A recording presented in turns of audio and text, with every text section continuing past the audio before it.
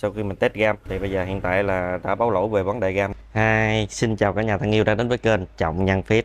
Trên tay mình đây là một cái laptop Dell Latitude 7420, dòng máy là 2 in 1, có cảm ứng nha cả nhà. Và cái máy này mình nhận với tình trạng là anh em báo là lúc lên hình lúc không, và lúc lên logo là treo, lúc chạy sọc hình. Rồi bây giờ mình sẽ tiến hành kiểm tra và sửa chữa máy này xem như thế nào nha các bạn. Ok, mời các bạn đón xem. Bây giờ mình sẽ bắt đầu tiến hành test máy. Kích nguồn. Đây, nguồn đã lên ha. Mình xem kết quả như thế nào.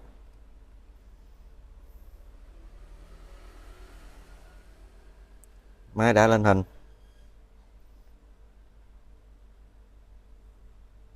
Và đã vào Windows. Hên quá cả nhà ơi. Đây tình trạng máy đã sọc hình đây. Vừa mở lên là phát hiện liền. Rất là may mắn, không cần tốn thời gian nhiều để test máy. Rồi bây giờ mình đã xác định luôn là máy này bị lỗi RAM. Giờ mình sẽ tháo máy này ra. Mở mặt D ra.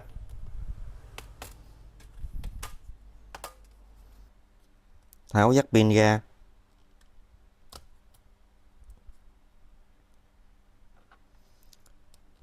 Tháo ốc của pin.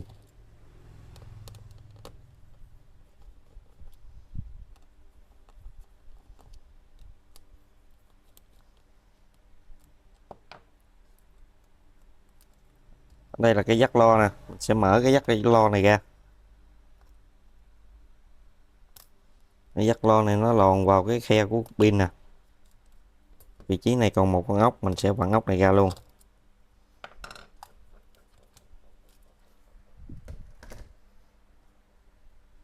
Tháo toàn bộ cáp. Cáp mao.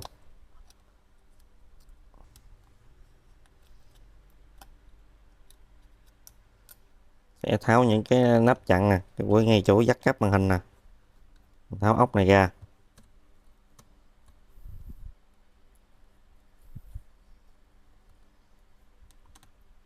Kẹp que lan không cần tháo. Tháo vị trí này. Kẹp wifi. Sẽ mở những cái dắt này lên.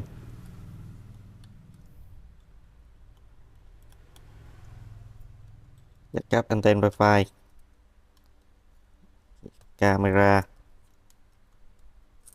Dắt cáp màn hình. Đây dắt cáp cảm ứng nè. Tiếp đến mình sẽ tháo toàn bộ những con ốc bên mainboard này ra. Ngay vị trí ốc fan nè. Tháo ra nè.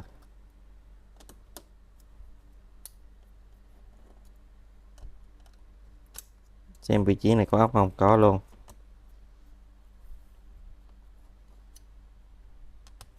Ốc main.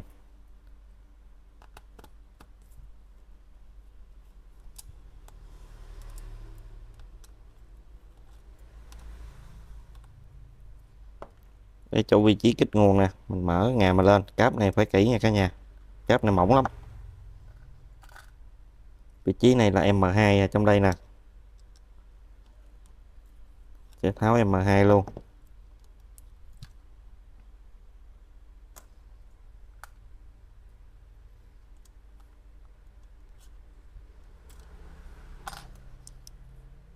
Mình nhấn nhẹ men lên để xem còn vướng ốc nào không. Đang vướng cái chỗ jack Type-C. Mình đã lấy được cái main board ra nha cả nhà. Main này có một chút bụi nè, mình sẽ vệ sinh luôn.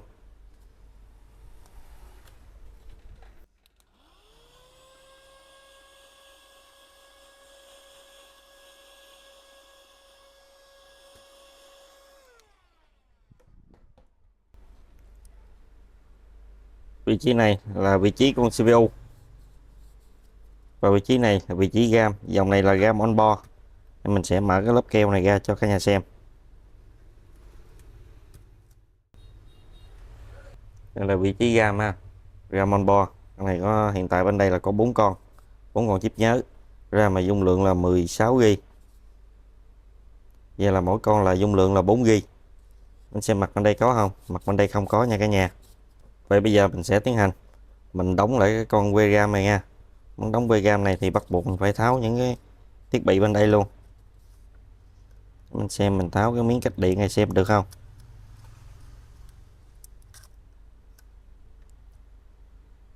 Này bắt buộc là mình phải tháo nguyên cái nắp chụp bảo vệ này luôn rồi. Đây có những cái ngàm nè, mình cứ mở lên thôi.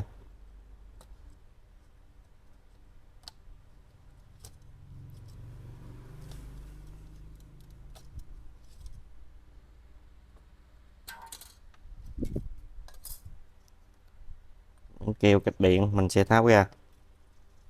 Để trong quá trình mình hàn khò phía bên đây nè, nó sẽ ảnh hưởng vô cái miếng này. Mình muốn giữ cái miếng này lại thì bắt buộc mình sẽ tháo ra. Đây, phần tản nhiệt CPU thì mình cũng không cần tháo luôn, mình chỉ để nguyên về cũng được, để mình chỉ là đóng VRAM này thôi. Trên menu có đánh vị trí, đây là con UD1, UD2, UD3, UD4 là vị trí là 4 con RAM ha. Giờ mình sẽ bóc ra và mình cũng để theo thứ tự là 4 con RAM này luôn nha. Tiên mình sẽ cho cái mỡ hàng vào.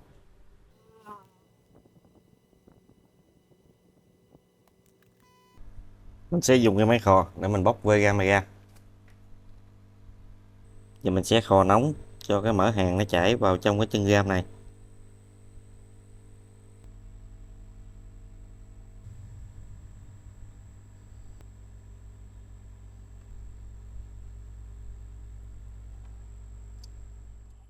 Mình đã vừa bóc xong ra 4 cái con RAM ha. Đây, và 4 con RAM mình cũng để theo thứ tự luôn ha. Giờ vừa làm xong, bây giờ mình sẽ tiến hành mình sẽ làm sạch những chân chì bên mainboard trước.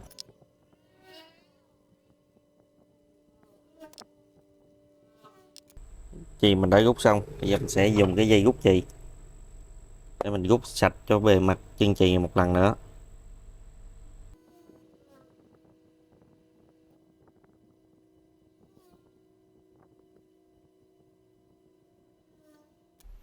Sau đó mình sẽ tiến hành làm sạch những cái mỡ hàng.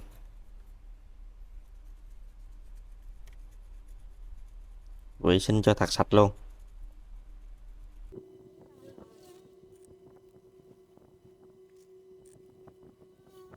Vừa vệ sinh mình vừa kiểm tra xem có sai sót gì không. Giờ mình sẽ để mainboard này sang một bên, sẽ làm cái chân cho VRAM này.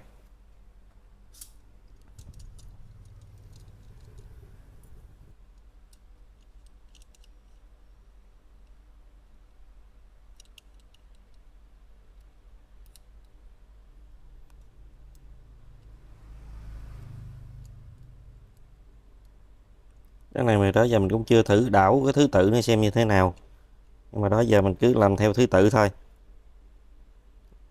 Những cái dòng đời trước đời thấp thì nó nhiều khi nó lỗi VRAM này, thì mình lấy cũng VRAM từ mainboard khác mình thay qua, mà cũng thay theo thứ tự luôn.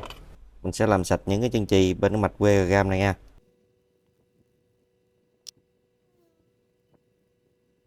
Và mình cũng dùng cái dây rút chì để mình rút sạch những cái bề mặt chân chì này.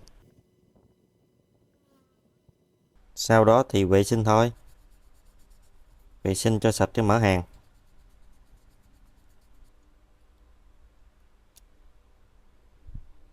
Bề mặt chip bên đây còn dính mỡ, mình sẽ vệ sinh bề mặt bên đây luôn. Vì quá trình làm VRAM này là sử dụng là chì bột, chì bột này thì mình làm không có quen trên cái lưới này. Chì bột này đối với anh em làm bên điện thoại phone á thì là gọi là quá gành, quá chuyên nghiệp rồi. Đa số là bên phone là sử dụng cái chì bột này không, còn bên máy tính mình là đa phần là sử dụng chì bi. Và chì bột này thì đối với mình thì mình cũng mới sử dụng đây, nên mình đã chưa có quen tay và chưa có thành thạo cái cách làm cái chì bột này. Nếu anh em nào có làm phone coi được cái clip này thì cũng mong các anh em bên làm phone hướng dẫn mình thêm cách làm cái chì bột này sao cho hiệu quả ha. Chứ nhiều khi mình đưa vô bột chét đây nè, cái lưới này nó mỏng nè, nó phập phìu nè, mình gãy cái chì bột nè, nó không có đều. Thứ hai là cái lưới này nó mỏng nè và nó dẻo, nó không có cứng bằng những cái lưới mình sử dụng chì bi. Những cái lưới này thì mình khò nhiệt là nó rãnh lên liền, đó là nó cong liền. Nên mình gãy cái chì bột này nè, mình chét vô đây á thì nó không được đều cho lắm, nên mình làm tới làm lui thì đã được ba con này mình đã làm xong, và một con cuối này mình quyết định để mình quay lại quá trình để mình làm cho cả nhà biết. là mình làm dở cái nào ha. Nói chung là chì bột này mình sử dụng là không có quen, mình cũng đang cố gắng tập cho thành thạo.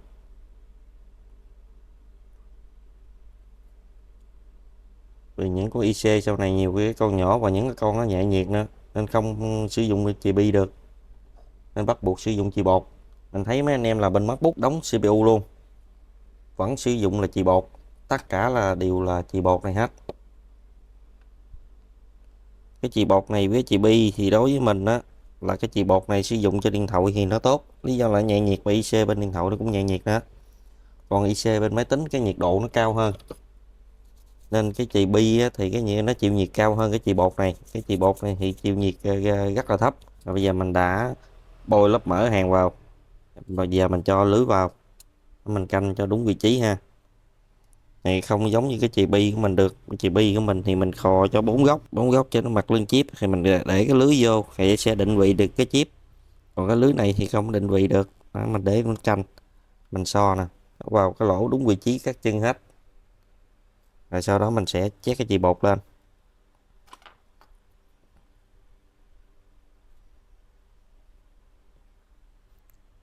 Mình coi những video những anh bên làm điện thoại á, làm cái này làm nhiều quen tay á, vuốt cái một là được à.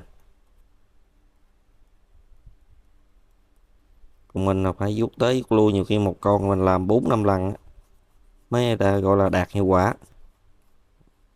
Lấy sạch chì ra ha, sau đó mình vệ sinh sạch trên bề mặt ở phía trên nè, rồi sau đó mình sẽ kho, mình dùng máy kho để mình kho.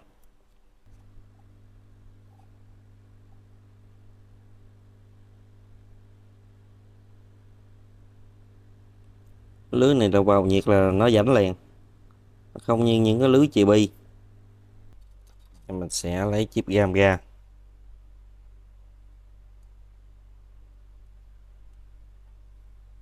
Ok nha cả nhà. Bây giờ chỉ còn đóng vào trong men bo mà thôi, để mở hàng vào.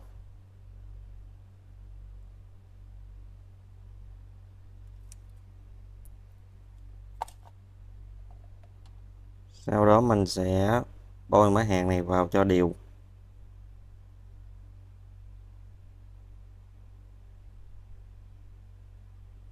Giờ mình sẽ để vào.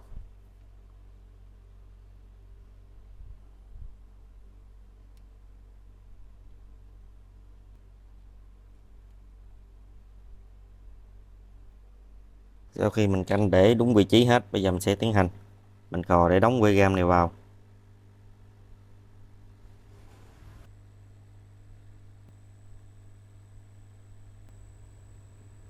Mình đã đóng xong, bây giờ mình chờ cái main board này giảm nhiệt độ nha.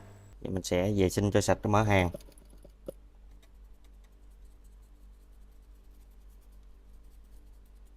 Giờ mình sẽ thử coi xem khi mình đóng cái gam này vào comment có hoạt động hay không nha cả nhà. Giờ mình sẽ gắn cái bàn phím USB của mình vào.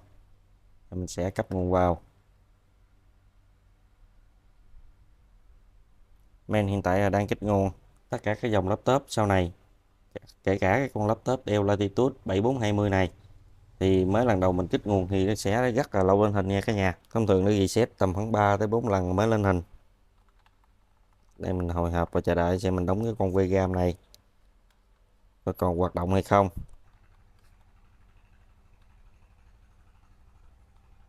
Ok, hoạt động nha cả nhà. Đây một phím nung lock của em đây, sáng tắt sáng tắt sáng tắt. Đây thì em sẽ tiến hành em gắn vào trong máy để em thử nha. Để cho VRAM này sử dụng bền hơn thì em sẽ dùng một miếng điện giải nhiệt để em gắn vào. Và bên phần máy là cái miếng keo ban đầu là cái miếng này dán vào VRAM, nhưng miếng này là có miếng bạc nha cả nhà. Bề mặt này là bạc nè, nó rớt ra những cái miếng là ti nè, không an toàn nên mình sẽ bỏ cái miếng này và mình sẽ thay thế miếng keo khác.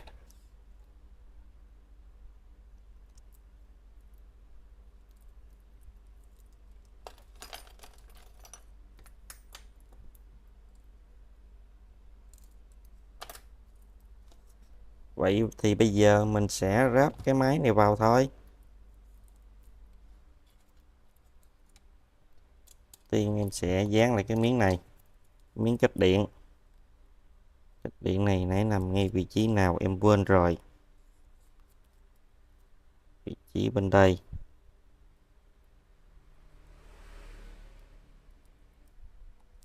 Giờ em sẽ để cái main board vào. Ưu tiên cái cổng nguồn Type-C bên đây trước nha.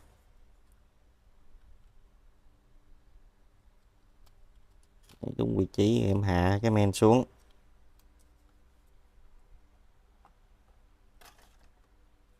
Sợi cáp kết nguồn nè, mình sẽ lấy lên. Sợi cáp này em cũng lấy lên hết luôn.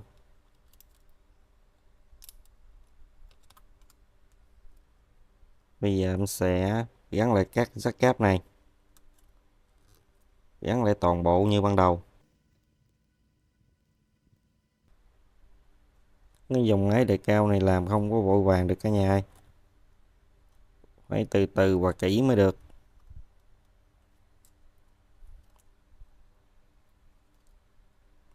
Nên những dòng máy này mà sửa mà hối em quá em cũng thua. Không thể nào hấp tấp được. Mình xem cái máy này hình như cái máy của mình đi. Mình cứ sửa kỹ tốt là được. Cáp anten wifi em sẽ gắn lại vào đúng vị trí. Rồi em sẽ ấn xuống nha. Phía bên đây cũng vậy luôn. Sợi cáp này ban đầu thì đi vị trí này. Thì ban đầu như thế nào thì mình sẽ đi như thế đó.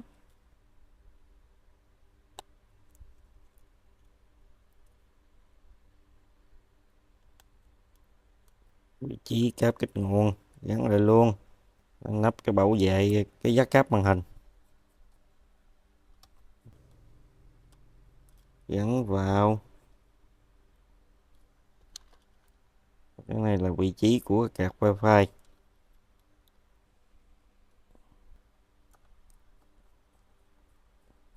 Mình sẽ vặn ốc men lại.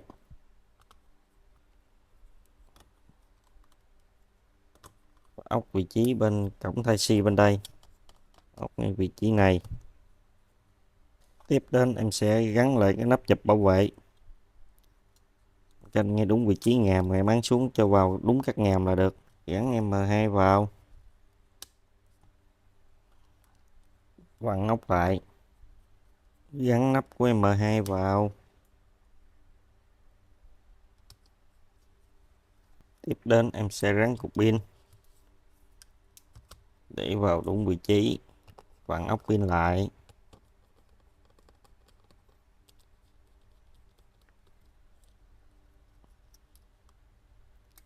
Bây giờ mình sẽ gắn jack pin vào luôn nha. Để đúng vị trí mình sẽ ấn vào.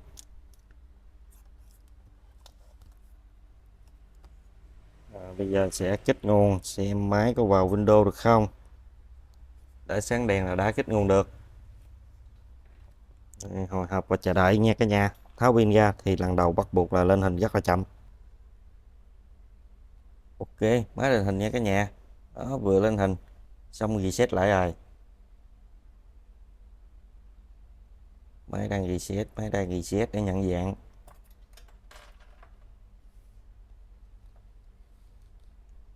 Ok, đã lên hình lại.